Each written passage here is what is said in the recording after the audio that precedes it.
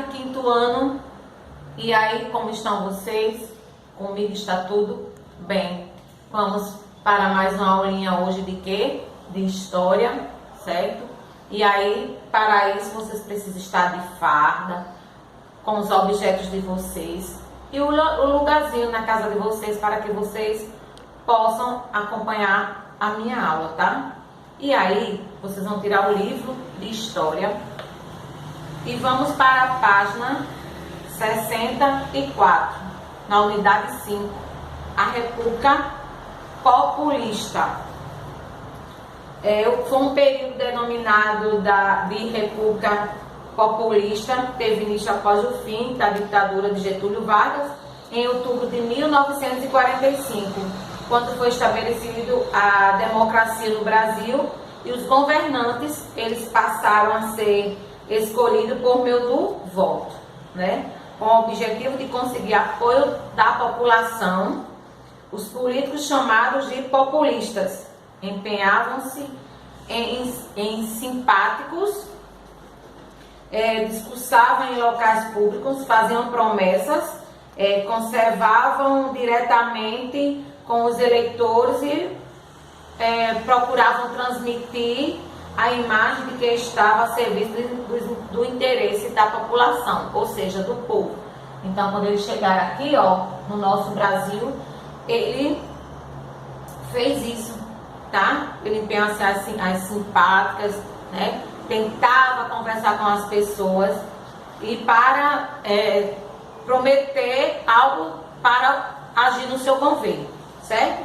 Embaixo, vocês vão, ó, ver uma imagem que foi de Jânio Quadros, foi quando ele foi candidato a presidente da República, que foi exibir uma vassoura. A foto mostra uma vassoura, símbolo da sua campanha presidencial.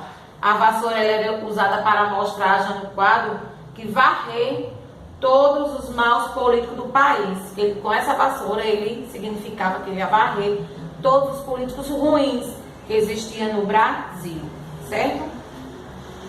Na página 65, os presidentes do Brasil durante o período populista. Quem foi o primeiro? Marechal Eurico Gaspar Dutra, que foi no ano de 1946 a 1951.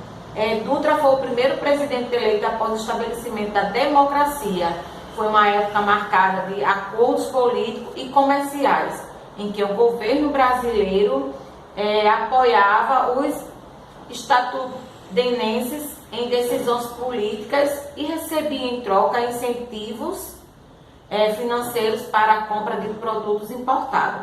Então, esse governo, ele foi na época do mercado que eles entrou em acordos com políticos e comércios, e que o governo brasileiro apoiava esse tipo de compras, né, que era o incentivo para comprar os produtos dos outros países. Uma das prioridades desse governo foi a construção de grandes obras, como foram as usinas elétricas, certo? A de Paulo Afonso, na Bahia, de São Paulo, a rodovia do Rio de Janeiro, São Paulo, atualmente denominada rodovia Presidente Dutra. Quando ele construiu essa rodovia, de imediato deram o nome para ele, né? Porque foi ele quem teve a ideia de realizar essas tarefas de construção. A Constituição de 1945 e em 1046 foi aprovada uma nova Constituição por uma Assembleia Constituinte, cujos principais pontos estavam descritos a seguir. O Brasil tornou-se uma república federativa, os estados estabeleceram sua autonomia, a população podia eleger governadores, os presidentes deveriam ser eleitos por voto direto e secreto e governariam por um período de 5 anos, que hoje só pode ser até 4 anos. Agora, se tiver reeleição, aí se a população quiser voltar naquele mesmo candidato, consegue. Mas antes, eles queriam por 5 anos, mas até hoje só é até 4 anos de governo. O voto tornou-se obrigatório para os brasileiros, que é assim, hoje ele é obrigatório e em função de N e coisas. Tipo assim, o jovem de 18 a 20 anos, se ele não votar, ele não tem o direito de fazer uma inscrição na universidade, de realizar cursos, certo? E aí, depois disso, ficou obrigatório, depois dos 18 anos, os brasileiros, ambos sexos, tanto faz homem ou mulher, eles são obrigados a votar, certo? O que é República Federativa? É um país composto de determinado número de territórios com governos próprios, chamado de estados, e unidos por um governo federal. Na página 66, a gente vai entrar um pouco em Getúlio Vargas, em 1951 a 1954. Getúlio Vargas, ele lançou uma candidatura às eleições presidenciais no ano de 1950, com a promessa de concentrar seus esforços na industrialização e na ampliação dos direitos dos trabalhadores. Eleito por voto popular, Vargas procurou agradar diversos grupos políticos que haviam surgido após o fim do Estado Novo, nomeando ministros de diferentes partidos. Um dos principais objetivos de Vargas no período populista foi aproximar-se da classe trabalhadora, que ele achava a classe mais importante era a classe dos trabalhadores. Ele nomeou João Goulart, que era muito popular entre os operários, como ministro do Trabalho. Aí ao lado tem a foto do cartaz da campanha presidencial de Getúlio Vargas, ó. É ele que votará, ó, como era bem interessante a propaganda. Liberou uma campanha de valorização dos recursos nacionais. Um dos lemas dessa campanha foi o petróleo é nosso, e ele foi concluído em 1953, com a criação da Petrobras, empresa nacional destinada a explorar o petróleo.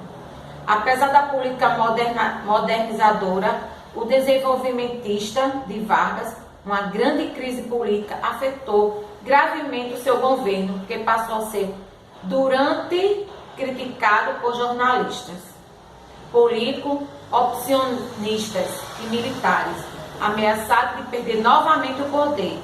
Vargas suicidou-se no dia 24 de agosto de 1954. Então está dizendo que Vargas não aguentou a pressão, né, dos ameaçadores que faziam com ele. E um desses foi os militares, foi os jornalistas que criticavam muito. Ao que ele fez? Se matou, se suicidou. Que na Bíblia, nem para Jesus, isso é permitido. Isso não existe, é coisa do inimigo. As pessoas têm que ser firmes para perseverar e não tentar cometer algo errado na vida dele, certo? Então o cartaz também, ó, ao lado vai ter o cartaz da campanha da criação do petróleo, na época escrito como Petrobras. O petróleo era chamado de ouro negro, por causa do seu alto valor comercial. Na página 67 a gente dá continuidade, porque com a morte de Getúlio Vargas, a presidência passou para seu vice, Café Filho. Contudo, Café Filho se afastou do governo por motivo de saúde em novembro de 1955. Assumiu então o presidente da Câmara dos Deputados, como Carlos Luiz, mas 3 dias depois foi afastado do cargo, declarado impedido de exercer a presidência pelos deputados. A presidência da República então passou a ser exercício pelo presidente do Senado, Nereu Ramos, até posse de Juscelino Kubitschek, eleito pelo voto popular. Então vocês vejam que foi uma revolução para que tudo isso acontecesse. Então depois da morte de Getúlio, aí que ficou mais complicado, porque entrava e saíam os políticos. Na próxima aula a gente continua, certo?